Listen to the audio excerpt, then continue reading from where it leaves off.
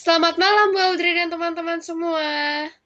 Perkenalkan, kami dari kelompok 9. Dan pada kesempatan kali ini, kami akan menampilkan sebuah podcast ceramah dengan judul Siapa yang Mengendalikan Waktu Kita? Tapi sebelum itu, perkenalkan, Namaku Chloe Adriana, absen 5. nama aku Elvia Tamariska, absen 9. Nama saya Kenneth, absen 16. Nama aku Lisa, absen 19. Selamat menyaksikan. Selamat malam teman-teman dan Bapak Ibu guru sekalian. Sebelum kita mulai, aku mau nanya nih satu hal yang sederhana. Pernah gak sih kalian merasa harian padat banget waktunya? Asuh, capeknya kayak terasa luar biasa capeknya. Tapi pas malam, pas mau tidur, kamu malah bingung sendiri. Sebenarnya seharian ini aku ngelakuin apa aja ya? Rasanya kayak hal-hal yang aku lakuin hari ini penting gak ya? Waktunya rasanya cepet banget habis. Itu juga kalau kita dipikir-pikir lagi, kita selalu ngos-ngosan ngejar-ngejar yang ketinggalan. Nah, di tengah rutinitas yang serba cepat ini, pernah gak sih kita berhenti sejenak dan bertanya, apakah aku benar-benar pernah mengendalikan waktuku? Atau justru waktuku ini sedang dikendalikan oleh hal-hal yang ada di sekitarku? Duh, iya kan Chloe, pertanyaan kayak gitu tuh sering banget muncul di pikiran aku. Jujur ya, masalah utamaku akhir-akhir ini tuh ada di kesibukan. Aku itu tipe orang yang apa aja pengen dicoba. Ada pendaftaran organisasi, coba. Kepanitiaan acara, ikut. Lomba ini itu sikat semua. Kenapa? Ya karena jujur ya, ada dorongan dalam diriku untuk selalu terlihat sempurna, berprestasi, dan tidak mau kalah dari orang lain. Tapi ya dampaknya, aku malah terjebak hustle culture. Aku merasa kalau aku tidak sibuk, aku ini tidak berguna. Padahal kalau direnungkan kembali sih, aku mengambil semua kegiatan itu bukan karena aku benar-benar butuh, tapi karena aku takut dibilang ketinggalan, takut dianggap gak berprestasi, atau ya cuman pengen pengakuan aja dari orang-orang lain. Hmm. Nah, kalau misalnya Tama sibuk sama urusan di dunia nyatanya, kalau masalah yang bikin aku hilang kendali itu ada di HP. Niat awal aku buka HP itu sepele banget tahu. Misalnya cuman mau cek pesan masuk di grup sekolah atau lihat satu media sosial. Nah, tapi tiba-tiba jadi udah mulai scroll TikTok aja. Tahu-tahu waktunya udah lewat 2 jam. Media sosial zaman sekarang itu dirancang khusus oleh algoritma untuk menahan perhatian kita selama mungkin. Sebenarnya masalah utamanya bukan karena kita ini malas, tapi kita sering tidak sadar kalau perhatian dan fokus kita itu lagi dicuri perlahan-lahan.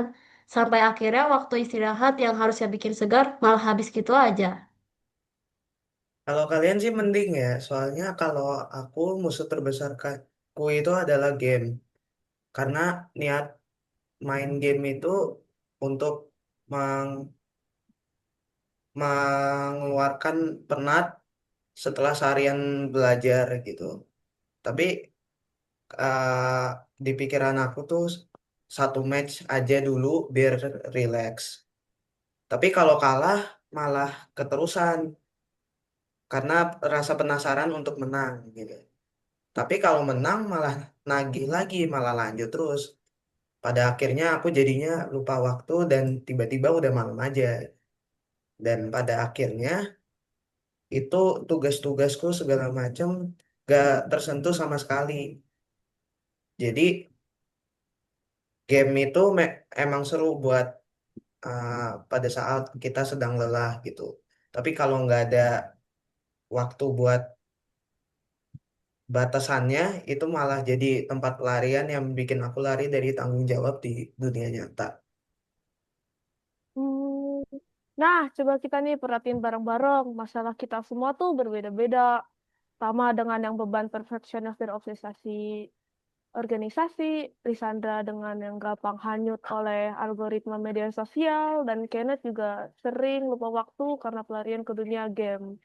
Tapi kalau kita tarik nafas atau kita narik garis lurusnya, akar masalah kita itu sebenarnya sama.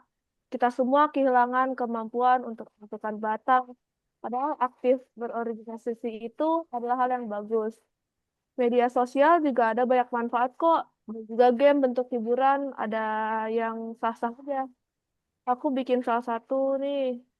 Ketika hal-hal yang ada yang awal dari kita pilih untuk menikmati justru baik menyesuaikan waktu, perhatian, dan prioritas hidup kita. Iya kan, bener banget tuh Chloe. Aku sendiri mulai sadar, kita tuh nggak perlu buktiin apa-apa ke semua orang dengan cara mengambil seluruh beban di dunia ini. Kelihatan sibuk dan sempurna di mata orang lain itu tidak ada artinya kalau mental, pikiran, dan kesehatan kita sendiri hancur. Kita harus punya keberanian untuk berkata tidak pada hal-hal yang tidak terlalu penting dan mulai fokus pada prioritas yang benar-benar bernilai untuk masa depan kita.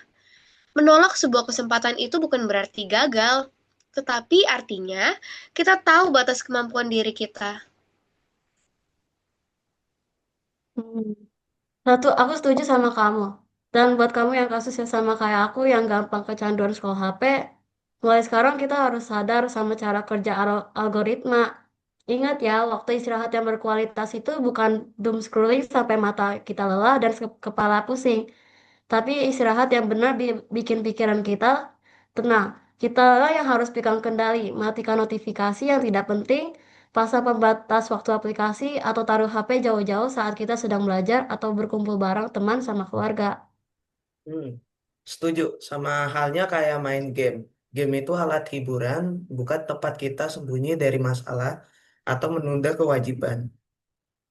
Aku belajar kalau mau tetap menikmati game tanpa merusak hidup, kita harus buat aturan yang tegas sama diri sendiri. Selesaikan dulu tugas utama, baru main game sebagai bentuk reward atau hadiah untuk diri sendiri. Jadi bukan menjadikannya pelarian setiap kali ada tugas yang menumpuk. Coba nih teman-teman sekalian, sebagai penutup ceramah kita hari ini, ada satu pertanyaan yang kami titipkan untuk kita renungkan sama malam nanti sebelum tidur. Untuk apa sebenarnya waktu dan perhatian yang kita miliki, yang kita habiskan setiap harinya? Dunia tempat kita tumbuh saat ini penuh sekali dengan suara bising, mulai dari tren yang berubah cepat, algoritma yang cerdik, hingga tuntutan sosial yang tidak ada habisnya. Jika kita tidak sadar dan tidak memegang kendali atas diri kita sendiri, maka lingkungan dan layar kecil inilah yang akan mendikte kita kemana arah hidup kita. Yuk, mulai hari ini kita jadikan teknologi sebagai alat bantu, jadikan kesibukan sebagai pilihan yang bijak, dan pegang kembali kendali penuh atas waktumu. Sekian podcast ceramah dari kelompok 9. Terima Terima kasih. kasih.